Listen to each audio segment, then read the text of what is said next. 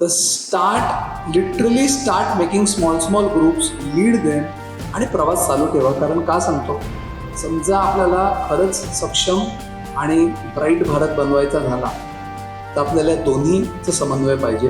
आपल्याला लीडर्स पण लागणार चांगले आणि फॉलोअर्स पण. डिजिटल माध्यमाचा उपयोग करावा. तर सर्वप्रथम मी एक सांगतो की याचं उत्तर मला कुठून मिळालं. मी साधारण 100च्या वर कॉलेजेसला व्हिजिट केलं आहे.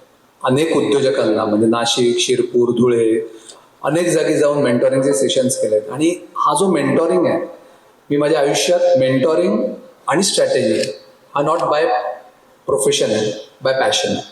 त्यामुळे मी ऑलरेडी शपथ घेतलेली आहे की एक नवा पैसा मेंटॉरिंगचा किंवा स्ट्रॅटेजीचा घ्यायचा नाही. असं नाही की याचा अर्थ माझी चार्टर्ड प्लेन आहे आणि मी खूप श्रीमंत आहे, but this is my passion.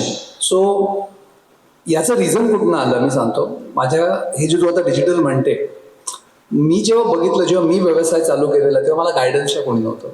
किंवा म्हणजे मी अनेक जागी जायचो तर तिथे मी असं म्हणेन की मी मागायचो, त्याचं उत्तर एक्झॅक्टली मिळायचं नाही.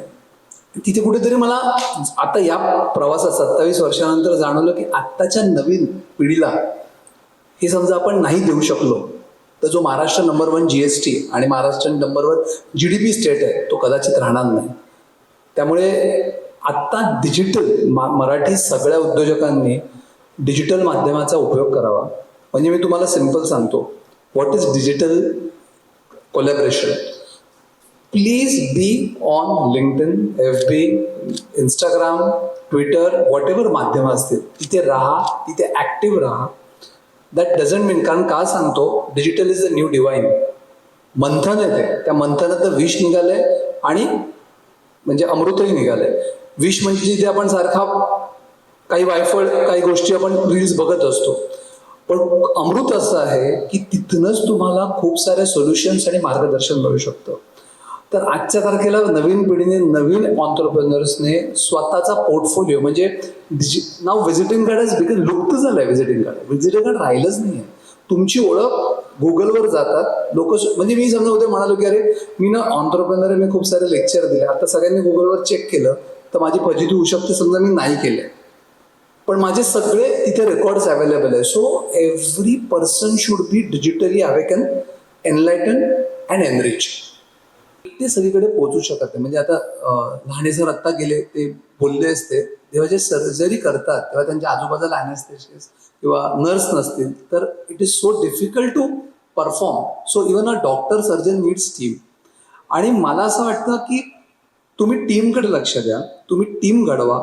तुम्ही तुमच्यामध्ये पहिले बघा की तुम्ही ऑन्टरप्रेनर घडू शकता. म्हणजे मी गर्वाने सांगू शकतो, SYP ग्रुपमध्ये आमच्याकडे अनेक ऑन्टरप्रेनर्स आहेत, आम्ही घडवले. आमच्याकडे काम करतात आहेत ॲज म्हणजे म्हणतात तुम्ही त्यांचं साईड इन्कम बघा. काम आहे त्यांचं, साईड इन्कम आहे, त्यांचा व्यवसाय वेगळा आहे. And they are already doing businesses with us, staying with us. So मला असं वाटतं लीडर आणि फॉलोअर हे खूप इम्पॉर्टंट आहे ओळखणं. तुमच्यामध्ये समजा तुम्ही फॉलोअर आहात तर प्लीज चांगला लीडर पकडा. आणि तुमच्यामध्ये लिडरशिप क्वालिटी कुठे दिसत असेल तर literally start making small groups, lead them आणि प्रवास चालू ठेवा. कारण का सांगतो, समजा आपल्याला खरंच सक्षम आणि ब्राईट भारत बनवायचा झाला तर आपल्याला दोन्हीचं समन्वय पाहिजे. आपल्याला लीडर्स पण लागणार चांगले आणि फॉलोअर्स पण लागणार.